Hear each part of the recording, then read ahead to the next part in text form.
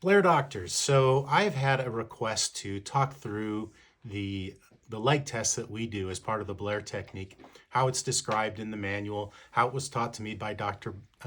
Muncie, and just explain some of the nuances of it without actually creating a whole video showing the leg test. And I think what we need to remember is we're testing the paraspinal musculature throughout the spine, how it's affecting the pelvis, and giving us the appearance of a short leg, a functional short leg as opposed to a structural.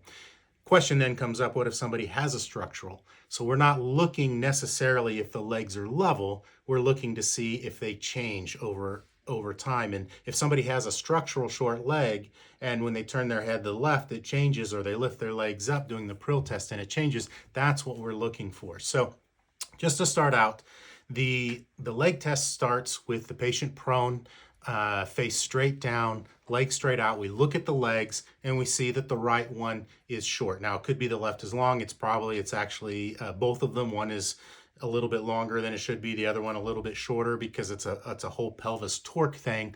But we tend to list the short side just as a matter of convenience, a convention.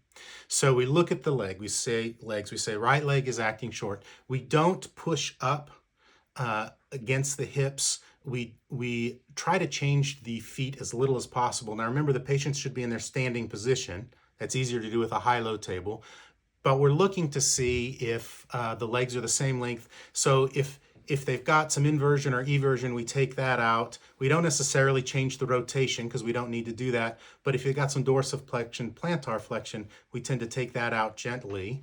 But we don't push up hard. We make sure that the bottom of the shoes are against the bottom of their feet. That's about the extent of the pressure we use.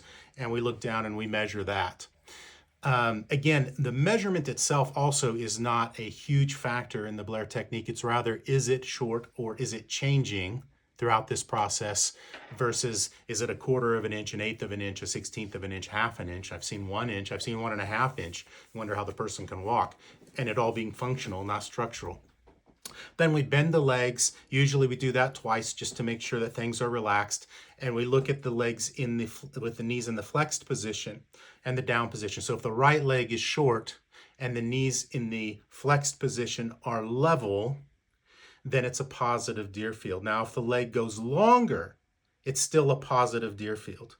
Okay, so it's a right positive Deerfield.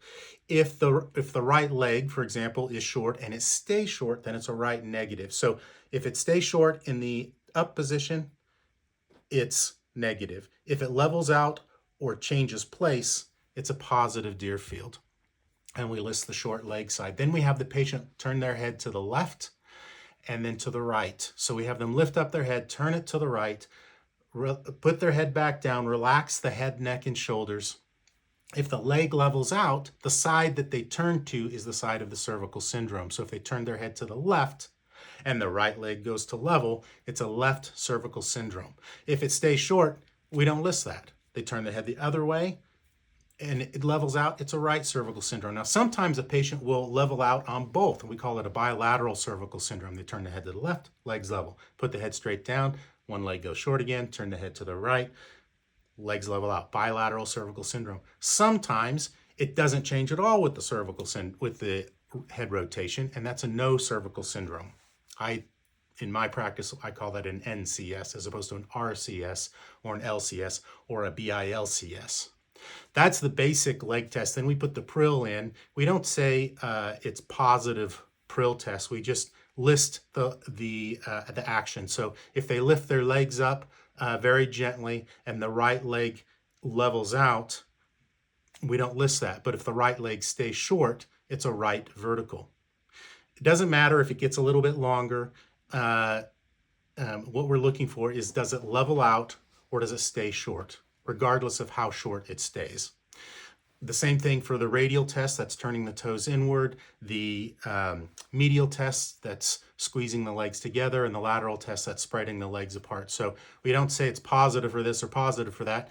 If the leg stays short when they lift their legs up, that's a right vertical. Usually we list the distance as well. So 1/4 inch right vertical, 1/4 inch right medial, 1/4 inch right radial, and so on. If it's level out, we just don't list it. I don't say balanced medial, balanced lateral. You can, but that is going to be assumed. So those are the basics of the leg test. And again, if the leg is actually short, then we are structurally, then you can still use the same test. You're just going to find what is normal for them, and you're going to list what happens and how it changes in relation to normal for them. Sometimes you may want to do the test supine. I've noticed that sometimes the jaw can affect things. If they have a jaw problem and they're putting their head down when they're doing the cervical syndrome, it can affect the cervical syndrome. But those are the basics of the Blair version of the Thompson, Deerfield, and Prill leg tests.